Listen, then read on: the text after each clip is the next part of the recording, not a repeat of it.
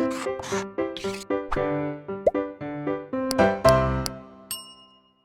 Everyone, मैं सुरभि गुप्ता हमारे YouTube channel blueprint digital में आपका स्वागत करती हूँ। बच्चों, हम पढ़ रहे हैं क्लास 9th बायोलॉजी चैप्टर प्राकृतिक संपदा नेचुरल रिसोर्सेज, जिसमें हमने प्रीवियस वीडियो में पढ़ा था प्राकृतिक संपदा क्या होती है और कितने प्रकार की होती है। ठीक है, उस वीडियो में ही हमने देखा था कि प्राकृतिक संपदा दो प्रकार की होती है। एक होती है अक्षय या अनश्वर, ठीक है, और एक होते हैं क्षयशील या जो ख़त्म हो जाने वाली होती है। ठीक है, तो जो ख़त्म नहीं होती यानी कि नश्वर है, जो कभी ख़त्म ना हो, वो कौन सी थी? वो थी हमारी जैसे जल, वायु, मृदा, ये सब क्या है? सोलर एनर्जी, सूर्य की ऊष्मा या ऊर्जा, ये सब ना ख़त्म होने वाली संपदा है। तो उसी में हम टॉपिक पढ़ रहे थे जीवन की श्वास वायु। क्लियर? तो वायु क्या है ये हमने अपने लास्ट वीडियो में देखा। वायु, इसका कंपोजिशन क्या होता है, ठीक है, और ये कैसे काम करती है। आज हम इस वीडियो में देखेंगे कि वायु जल, जो वायु मिलकर वायुमंडल बनाती है। कि वायुमंडल आपको क्लियर है ना, कि जो पृथ्वी के ऊपर एक ब्लैंकेट के रूप में, जैसे एक ब्लैंकेट होता है, ऐसे ही एक पारदर्शी आवरण होता है। ठीक है ना, ट्रांसपेरेंट ब्लैंकेट है जो पूरी पृथ्वी को चारों तरफ से कवर किए हुए है, और उसको कहते हैं वायुमंडल, क्योंकि उसमें होती है वायुमंडल। वो वायुमंडल का एक घेरा है। वायु होती है बहुत सारी गैसेस का मिक्सचर। ठीक है, अब वो हमने कंपोजिशन देख लिया था, कौन कौन सी गैसेस होती हैं, कितने परसेंट होती है, वो हम अपनी प्रीवियस वीडियो में देख चुके हैं। तो आज हम देखते हैं जो वायु है, वो वायुमंडल, वो हमारे जलवायु के को किस तरह से नियंत्रण करता है। ठीक है, या ये कहिए हमारा जलवायु, पृथ्वी का जलवायु किस तरह से वायुमंडल से नियंत्रित होता है। क्लियर? तो सबसे पहले हम देखते हैं कि ये जो वायु होती है ये कैसी है। देखिए, वायु जो होती है ये बैड कंडक्टर है किसकी? हीट की। ठीक है, ये ऊष्मा की बहुत अच्छी कुचालक है। कुचालक मीन्स जो ऊष्मा को पास नहीं होने देती। अब ये ऊष्मा के कुचालक होने का जो गुण है, इसी के कारण ये करती है कि ये दिन में धरती का मतलब पृथ्वी का टेम्परेचर हाई नहीं होने देती, क्योंकि ये ऊष्मा की कुचालक है। और इसका एक गुण और होता है कि ये रात को ऊष्मा की क्षति भी नहीं होने देती, उसका लॉस भी नहीं होने देती। यही रीज़न होता है कि रात को टेम्परेचर भी बहुत ज़्यादा ठंडा नहीं होता। क्लियर?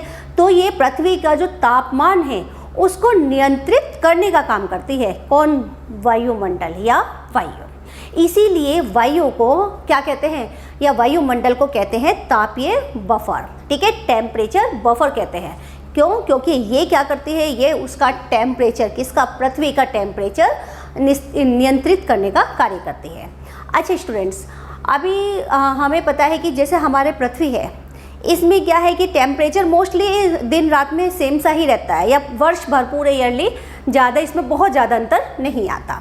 ठीक है, मगर जो हमारा ही एक प्लेनेट, जैसे अब देखिए सन है, सन से जितनी दूरी पर पृथ्वी है, सन से उतनी ही दूरी पर क्या है? चंद्रमा भी है।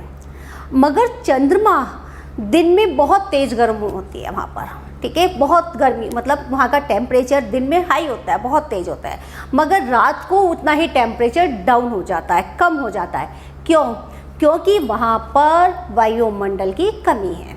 वहाँ वायुमंडल के ना होने के कारण वहाँ का टेम्परेचर एकदम बहुत तेज़ बढ़ता है दिन में, और रात को बहुत तेज़ घट जाता है। ठीक है, तो ये ऊष्मा के कुचालक होने के कारण ये हमारे वायुमंडल पृथ्वी का टेम्परेचर को नियंत्रित करती है, और वायुमंडल के टेम्परेचर का नियंत्रण के कारण ही जलवायु में परिवर्तन नियंत्रण में रहता है।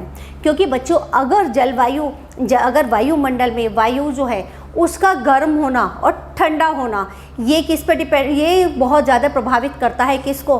पृथ्वी के जलवायु को। क्लियर? अब हम देखते हैं कि ये जो पवन वायु की गति होती है ये कैसी होती है। देखिए, जो वायु है उसका एक गुण, और ये कुचालक हो गई, ऊष्मा के कुचालक, एक गुण और होता है, वो होता है कि वायु कभी स्थिर नहीं होती। ठीक है, वो गतिमान होती है, या ये कहिए वो गतिशील है। अब ये जो गतिशीलता का गुण है, या गति होना ये कहलाती है पवन। ठीक है, तो इसीलिए गति वायु को पवन कहते हैं। क्यों? क्योंकि इसमें क्या है, इसमें गति होती है, तो ये पवनें कहलाती है। ठीक, अब आप देखिए जिसे गर्मी के दिन होते हैं, अब उस गर्मी के दिन में अगर ठंडी ठंडी धीरे धीरे हवा चलती है शाम को जो अच्छी लगती है, तो वो हम उनसे क्या कहते हैं, हम उसको कहते हैं ब्रीज, है ना, तो समीर, तो उसको समीर कहते हैं।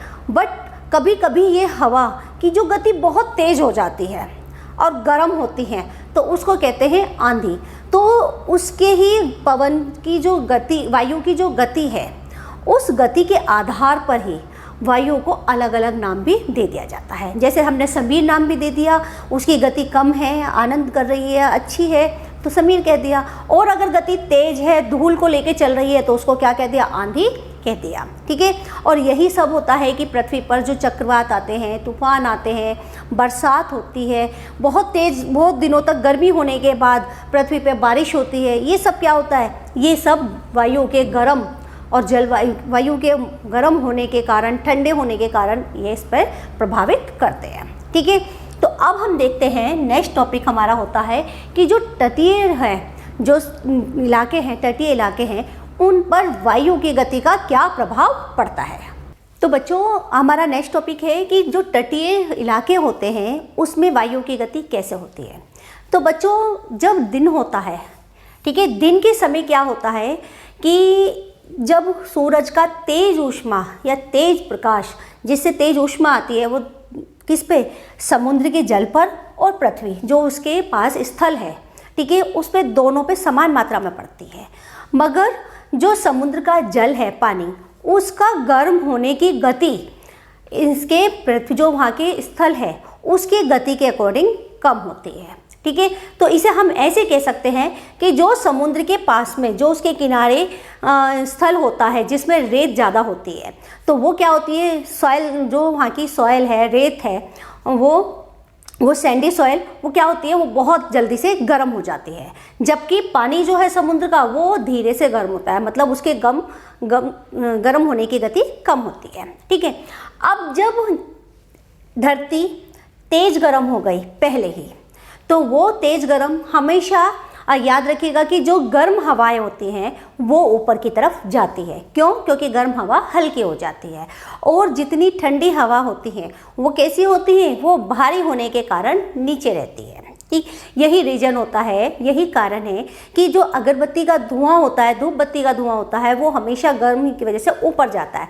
जल वाष्प भाप बनकर, जो भाप होती है वो हमेशा ऊपर की साइड जाती है, मगर जब वो संघनित होती है तो वो नीचे की साइड आती है, क्योंकि उसमें जल मिल जाता है। ठीक है, तो वो ठंडी होकर, भारी होकर नीचे आती है। तो जब स्थल की जो वायु है वो गर्म होने लगेगी। अब वो गर्म होने के साथ साथ वो ऊपर की साइड चली जाएगी। ठीक है, अब जब वो ऊपर चली जाएगी तो यहाँ पर कम दबाव का क्षेत्र बन जाता है, जो ये स्पेस है उसमें लो प्रेशर हो जाता है।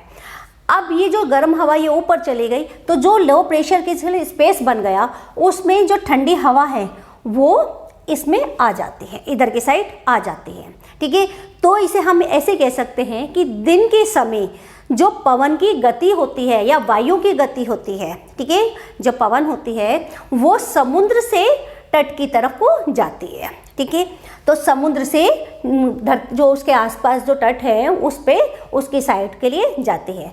मगर इसके विपरीत जब रात होती है, ठीक, तो रात होने पर दोनों का, यानी कि जो तट है उसका, जो वहाँ की सॉइल है, सैंडी सॉइल, वो और जो वाटर है, समुद्र का पानी है, वो दोनों ठंडे होने लगते हैं। मगर इसमें जैसे पानी ने क्या किया था कि गर्म होने में टाइम लगाया था ज़्यादा, तो ऐसे ही ये ठंडा होने में भी टाइम ज़्यादा लगाता है, और जो वहाँ के आसपास की सैंडी सॉइल, मिट्टी है, जो स्थल है, वो बहुत जल्दी ठंडा हो जाता है। तो जब उसने ठंडा होने में टाइम लेगा तो उसमें गर्म है। अब जब गर्म है, उसमें गर्मी है, तो वो वायु कहाँ है, गर्म वायु बनती है, वो ऊपर की तरफ चली जाती है। और ऐसे ही यहाँ पर भी क्या होता है, कम दबाव का क्षेत्र बन जाता है। जिस जो लो प्रेशर स्पेस है, जो क्षेत्र बन गया, उस क्षेत्र में जो तट से आने वाली ठंडी हवा है वो उसकी साइड आ जाती है। ठीक है। तो इस तरह से रात के समय समुद्र में के किनारे जो हवा है वो ठंडी हवा तट से समुद्र की तरफ चलती है। क्लियर हुआ?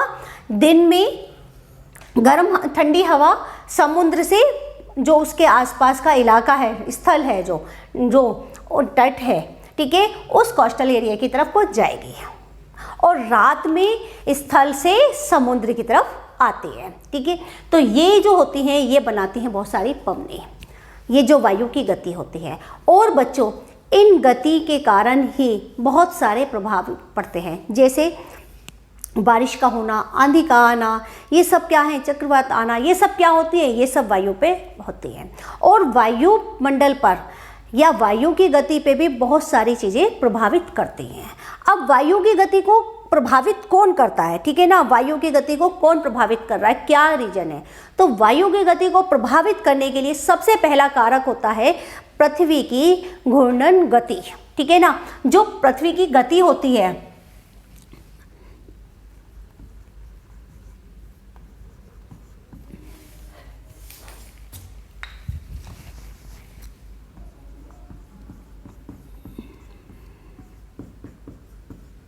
पृथ्वी की घूर्णन गति है, वो क्या करती है, वो सबसे पहले उसको प्रभावित करती है। ठीक है, तो इसके बाद आता है कि जब वायु चल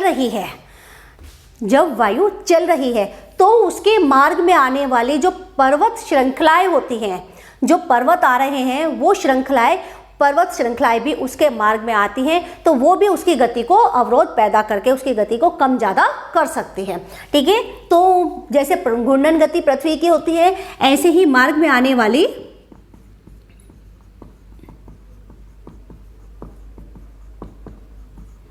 पर्वत श्रृंखलाएं ये भी क्या करती हैं, ये भी उसको प्रभावित करती हैं। ठीक है, अब प्रभावित करा घूर्णन गति ने और मार्ग में आने वाले किसने, पर्वत श्रृंखलाओं ने। उसके साथ साथ और उसके जितनी उस वायु में जो जल वाष्प है जितनी घुलती जाएगी वो, और जितनी उसमें कंडेंस होती जाएगी, वो सब भी उस पर प्रभावित करते हैं। ठीक है, तो वायु की गति को प्रभावित करने के लिए तीसरा कारण होता है जल वाष्प। जल वाष्प का वायु में घुलती है और उसका संघनित होना,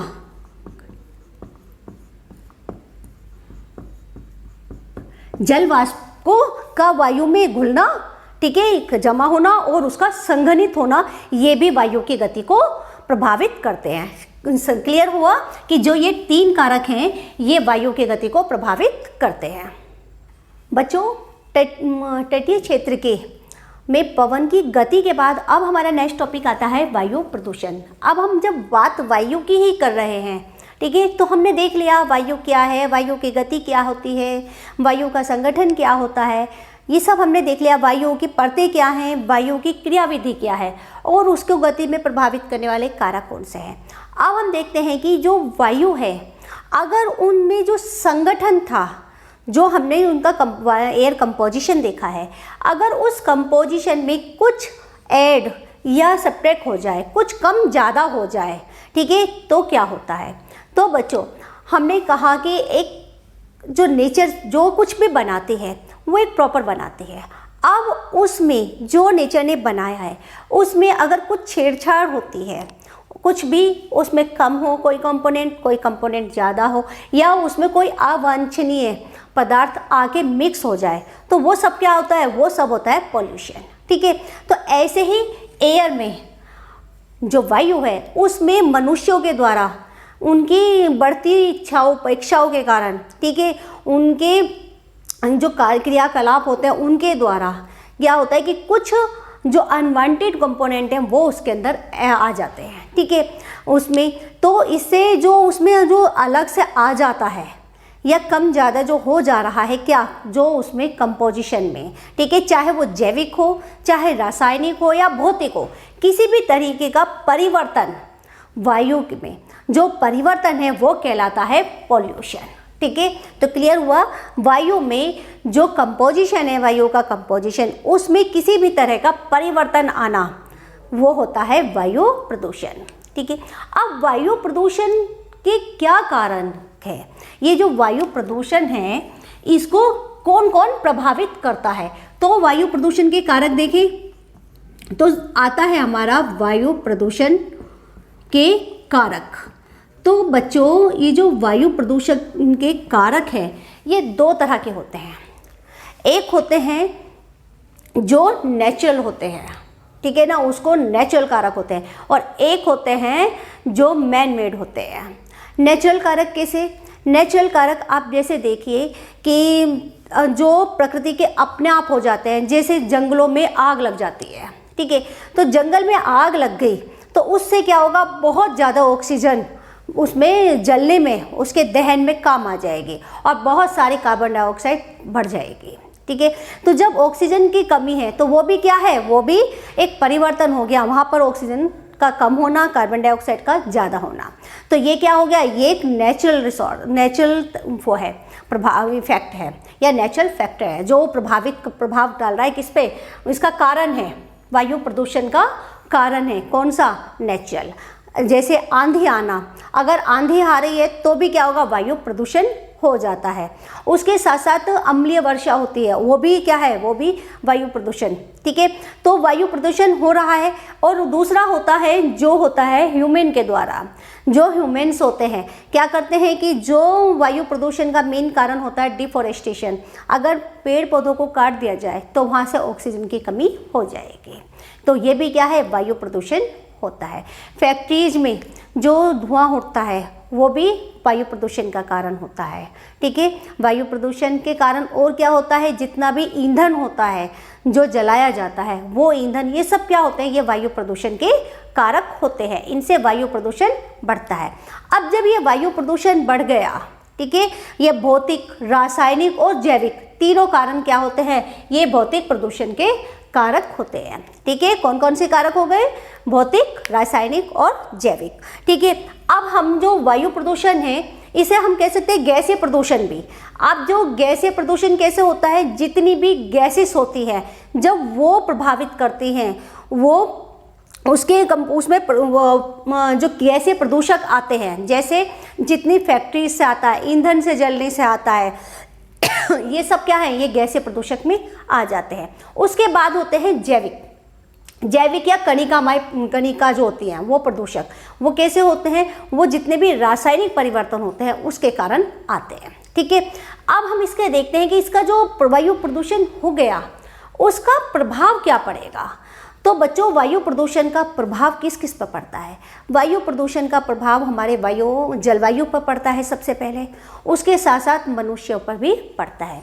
मनुष्यों पे कैसे पड़ेगा कि जो जलवायु, ये वायु प्रदूषण का है, बहुत सारे डिजीज लेकर आता है, जैसे अस्थमा, ठीक है, आपका लंग कैंसर, ये किससे होता है, ये वायु प्रदूषण से होता है। उसके साथ साथ ब्रोंकाइटिस, ये क्या है, ये भी एक डिजीज है, ये किससे होती है, वायु प्रदूषण से होती है। ऐसे ही सल्फर डाइऑक्साइड जो होती है, ये क्या काम करती है, ये बहुत ज़्यादा, ये आंखों में जलन पैदा करने का काम करती है। अस्थमा की प्रॉब्लम, सांस लेने में प्रॉब्लम, जितनी भी प्रॉब्लम होती है श्वसन के साथ जुड़ने वाली, ये सब वायु प्रदूषण से होती है।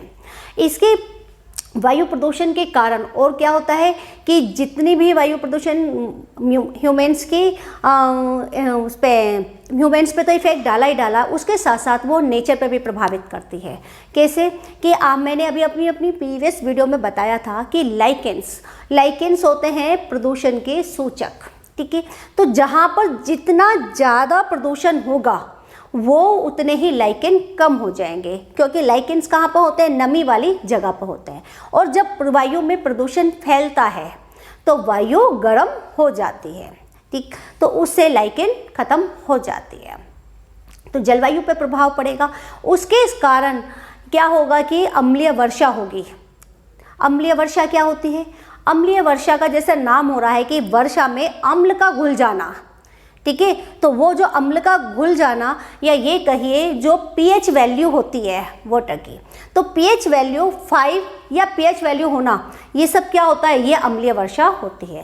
अब इसमें कौन से अम्ल घुल जाते हैं, तो वायु में, उस पानी के अंदर जो वर्षा हो रही है उसमें सल्फ्यूरिक अम्ल का घुल जाना, H2SO4 का, ठीक है, H2SO4 घुल जाती है। उसके साथ साथ नाइट्रिक ऑक्साइड होती है HNO3, ये घुलती है। ठीक है, अब इसके साथ साथ कुछ और भी होते हैं जिसमें कार्बोनिक अम्ल होते हैं। कुछ कार्बोनिक अम्ल ये सब घुलकर क्या होते हैं, H2CO3, ये सब घुलकर अम्लीय वर्षा बनाते हैं। अब ये अम्लीय वर्षा क्या काम करती है? अम्लीय वर्षा जितने भी पेड़ पौधे होते हैं उनको नुकसान पहुंचाती है। पानी में गिरती है तो पानी में अम्ल घुलता है, अम्ल पानी में घुलते हैं, जो जलाशय में जीव जंतु होते हैं उनको नुकसान पहुंचाती है। क्लियर? इस तरह से ये अम्लीय वर्षा बहुत, उसके साथ साथ ये अम्लीय वर्षा नुकसान पहुंचा रही है जीव जंतुओं को, कौन से, जो पानी में घुले हुए होते हैं, और हमारे पेड़ पौधों को, इन सबको नुकसान पहुंचाती है। तो ये सब क्या है, किस लिए हो रहा है? क्योंकि वायु प्रदूषण है। ठीक है, तो ये वायु प्रदूषण मनुष्यों के साथ साथ जलवायु पर को भी प्रभावित कर रहा है। ठीक है, अब हमारे जो जलवायु प्रदूषण हो गया, ठीक, अब वायु प्रदूषण के कारण भी हो गए। क्या कारण हो गए? वायु प्रदूषण के कारण हो गए, गैसीय प्रदूषक हो गया, या फिर ये जो और भी अम्लीय होते हैं ये, उससे प्रभावित क्या हुआ, सारा हमारा जलवायु प्रभावित होता है। ठीक है, कई बार बहुत ज़्यादा आंधी तूफान आने लगते हैं जलवायु प्रदूषण के कारण। बहुत सारे जो पेड़ पौधे हैं वो इफेक्टेड हो जाते हैं, क्योंकि इससे क्या होती है, अम्लीय वर्षा भी होती है। ठीक, तो ये हो गया हमारा वायु प्रदूषण। इस तरह से बच्चों हमने देखा अपनी वीडियो में, इस वीडियो में देखा वायु। अब हमारा वायु टॉपिक खत्म हो चुका है। अब हम नेक्स्ट वीडियो में देखेंगे दूसरा जो हमारा प्राकृतिक संपदा है, सेकंड है, वो है जल। क्लियर? तो बच्चों मुझे लगता है, आई होप आपको ये वीडियो अच्छी ही लगी होगी। अगर आपको ये वीडियो अच्छी लगी है तो आप इसे लाइक कीजिएगा, अपने फ्रेंड्स के साथ शेयर कीजिएगा, और जिन्होंने हमारे चैनल को सब्सक्राइब नहीं किया है वो हमारे चैनल को सब्सक्राइब कीजिएगा। Thank you.